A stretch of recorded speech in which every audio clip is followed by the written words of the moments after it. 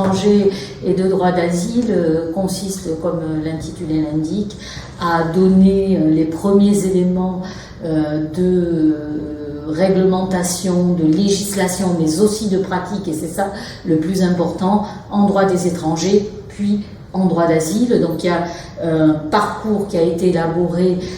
vraiment de manière très précise selon le type de questions et de réactions et de réflexes qu'il faut avoir dans chacun de ces domaines, étant précisé que le droit des étrangers est assez large quant aux difficultés qu'il peut y avoir pour les étrangers notamment.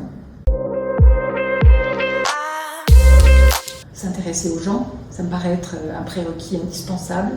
être capable d'un peu d'empathie et aussi ne pas oublier qu'au milieu de tout ça, il faut une grande technicité du droit. Dans ce domaine,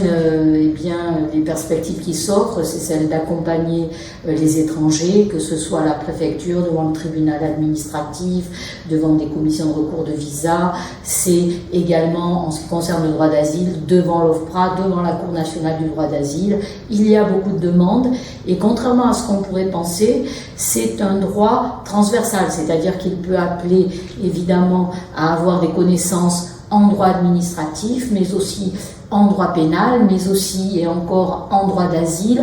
et en droit civil, notamment pour ceux qui abordent le droit de la nationalité, qui est un droit à lui tout seul quasiment.